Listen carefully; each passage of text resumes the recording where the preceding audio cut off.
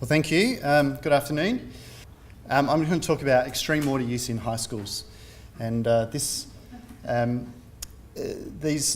part of my talk will be looking at 9 high schools that we did a study on, and found out that they were extremely high water users, and so they were triggered. And this project was initiated by the Water Corporation, and the background to it is that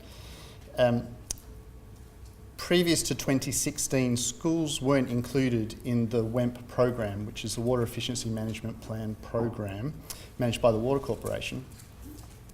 And this requires organisations who use large volumes of water, over 20,000 kilolitres per annum, to submit a 5-yearly plan with yearly updates. So with schools coming into this program, Water Corporation thought it would be a good idea to have a water auditor go into these large water using schools and to help them prepare their reports, but also show them what things they could do to get that water use down. So I did that, went to the schools, and then 12 months later got the opportunity to go back and have another chat with them and see how they went, see what things they did to improve, what changes they made, what problems they were coming up against. And that was a really useful little snapshot, not only going into a group once, but going into it twice, 12 months later. It allowed me to really get some trends, some insights and commonalities into some of the things that we might be able to do to help more schools to save water. So that's the first part of my my talk will be on this case study. The second part will be fell out because the question remained unanswered to me, is just how much water should schools be using. So I'll talk about that.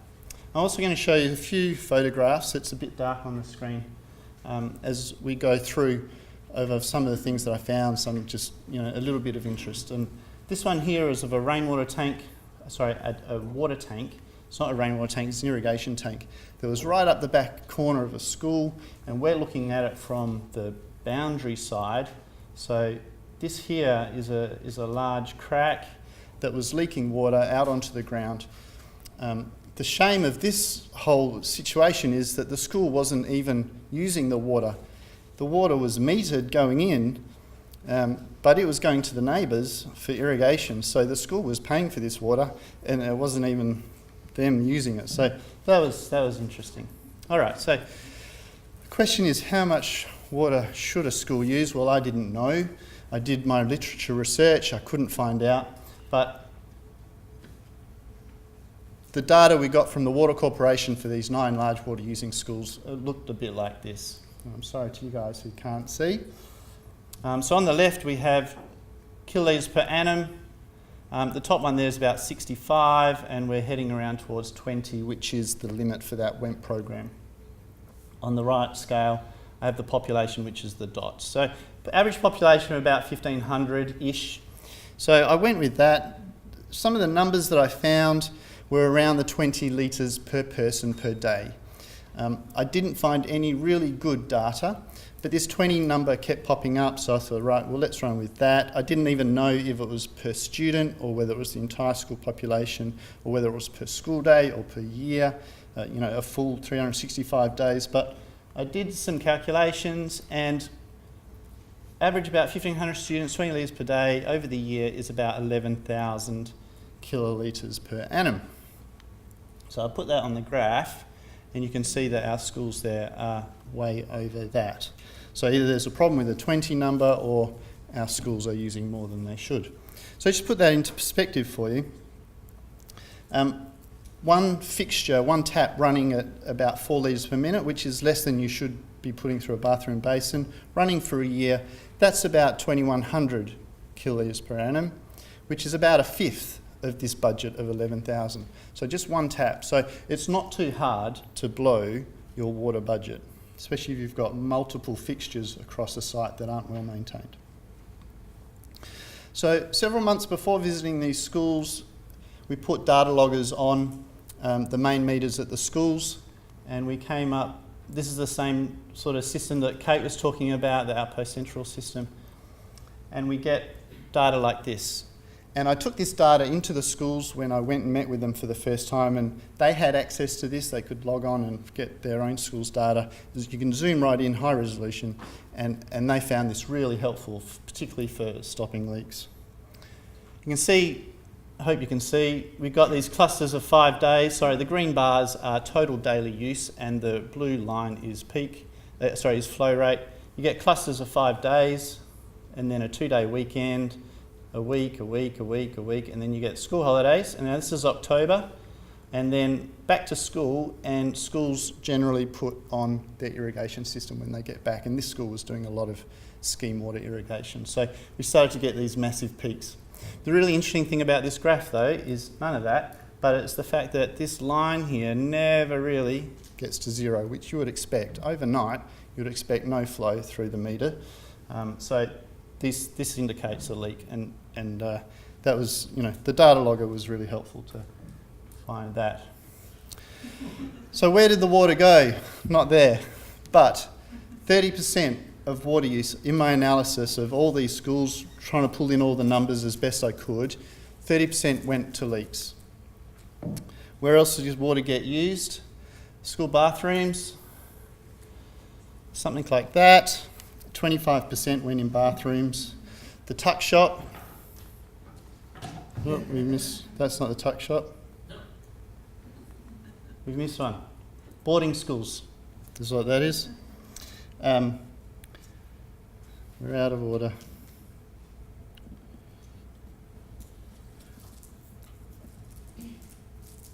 Boarding schools used a significant amount of water, about 20%. I don't have the number here, but about 20%. The tuck shop, there it is, about 12%. But it gets a little bit more complicated because understand that these aren't just, handing out pies and hot dogs. Some of these kitchens are commercial grade kitchens, and one of the schools actually was serving up 200,000 meals in a year. So it's a significant enterprise. 7 of the 9 schools had pools. There's one. Good to see Education Revolution dollars being well spent. About 8% going into pools, and so other areas were irrigation with scheme was about 10%. Evaporative air conditioners also about 4%. So that's kind of the breakdown. Other large water using areas was construction. Got a picture of that. Okay. I couldn't get good or reliable enough numbers on this, but it was a significant amount. And I do know that some schools actually, when they're doing a construction project, they put water use into the contract that the builder construction company would pay for their water, because it was a large amount.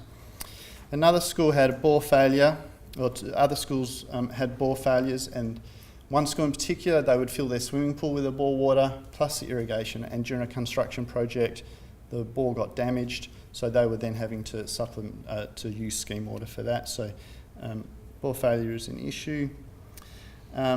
In the 2016 data set included summer 2015, which was when the first intake of year 7s into the school. So that immediately added 20% to the school population, which obviously increased water use. And I've talked about running fixtures. One running fixture can significantly add to your water use. So after 12 months, I went back to the schools, and this is sort of where we ended up. Now, to explain this, School 1 had water meter problems, so we couldn't actually get any data for the year for them. So we have no idea what their water use was. They're the big problem one. They had massive leaks. We also had School 2 and School 5 were the only two that increased their water use after 12 months, and they also had significant leaks that were difficult to detect and difficult to fix. One school is going to, because of the problems they have, they're going to just cut off all their current water supply lines and relay, because the problems are so difficult to fix. But of the remaining 6 out of the 8, we managed to see a 13% reduction, which was about 3,000 kilolitres per annum per school, and a saving of about 14,000 per school, which is a handy little amount of money to have in the school kitty. And I expect that those savings will continue because from the work we did and the work they were already doing, projects were underway. They're waiting on funding to continue projects. They're implementing project reporting and maintenance and management programs that will help reduce the leak problems. So those savings will continue. And as I said, I can't claim credit for all of that saving. A lot of the schools already were realising that they had a problem and had initiated projects to get their water use down. But I think that's a fairly good start. So I've just put on there the 20,000. You can see still though, the 20 litres per person that we talked about at the start, they're still, all but one school is still way over, even though they've managed to make some savings.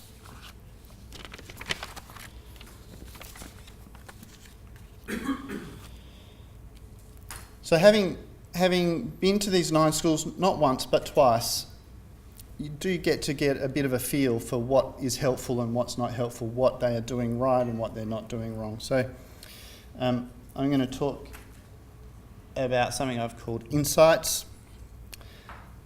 The main sort of feel that I got was that there was active and passive schools. There were schools that were right on top of it. I went in there and I couldn't tell them anything. They were just feeding me with, we're doing this and we're going this and this is our problem. They knew what was going on. They knew where their water was being used. They knew their problems. They knew what they had to do to fix it. They were reading their meters, managing their plumbers, working with leak detection guys. They were right on top of it.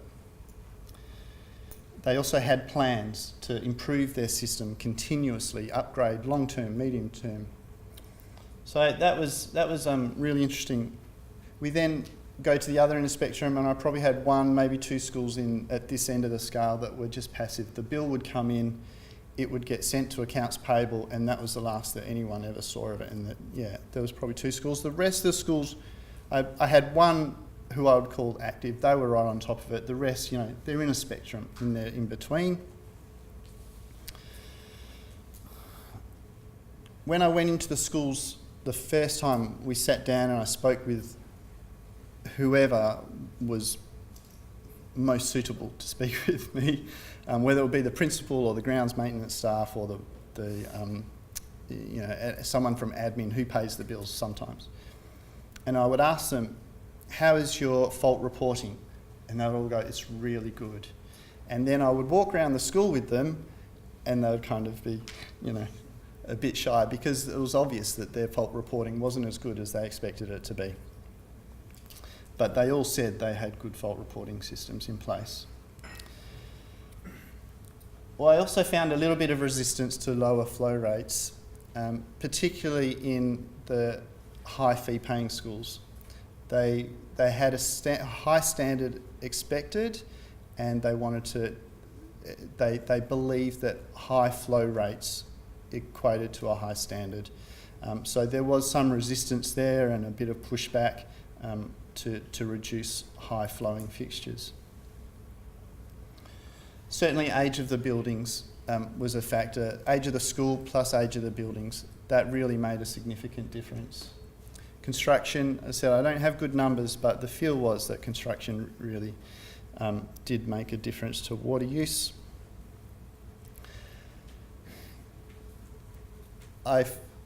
You may know this if you have teenagers, but in the schools, the kids don't shower at school. A lot of the showers that they had in the gymnasiums or in the bathrooms just were not used. A lot of them were taken away.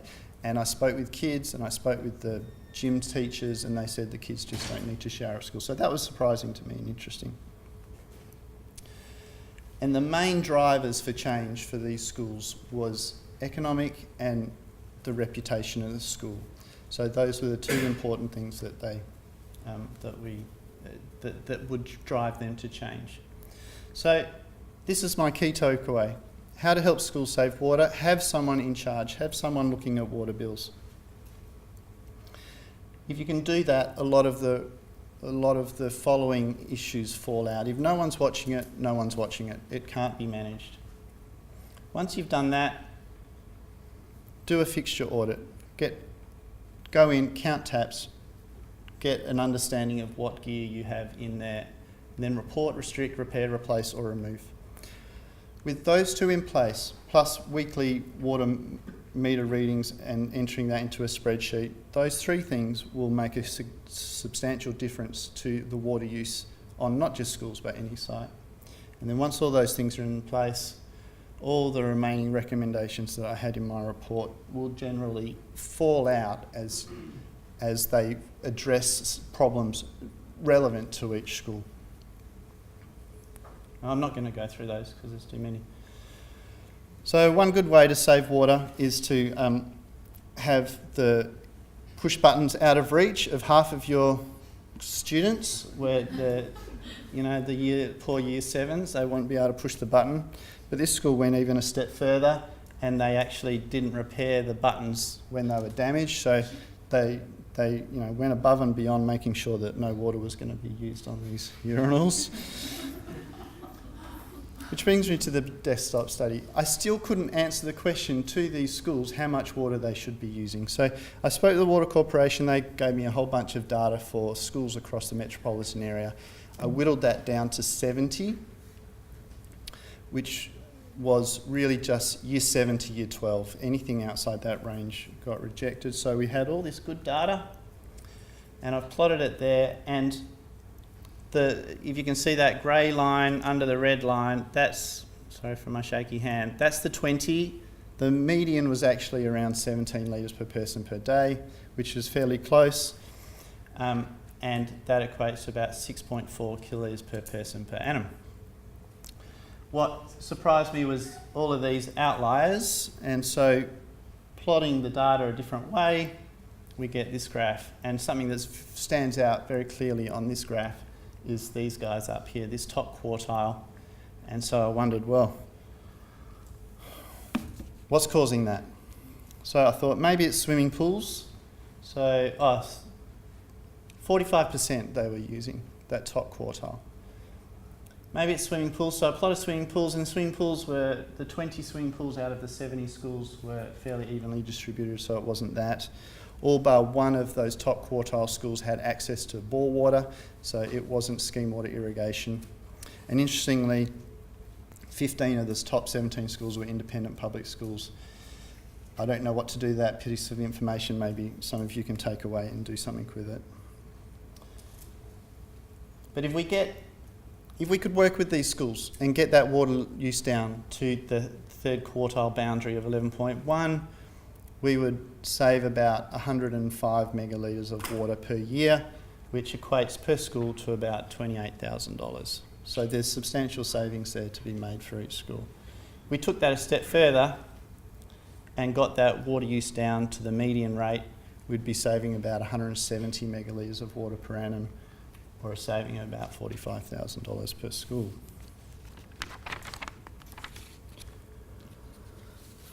So thinking this through, and this is just me, this is not Water Corporation, this is just me, I thought, how can we get this information out? Well, I wanted to set some benchmarks that was allowed each school to compare themselves to other schools, or to be able to set a benchmark. So we came up with this 3 bands. Top 50%, 6.4, which I think, yep, there it is. 6.4, that's medium. That's where we should be aiming to hit minimum. If you go above that, in band 2, top 20%, you're down to 4 kilolitres, and above that is 2 kilolitres for the top 5% of schools. Another little photo. This was a kitchenette with about 2 to 5 staff. They have this great big water boiler going 24/7. It's on a timer, but they don't use the timer, so it literally does go 24/7. They could really do with a smaller unit, or use the timer, or just have a kettle even. Okay, so we're back to our 9 schools. Where does that fit? Where does that 6.4 fit? It fits about there, so we're still not doing great. So in summary,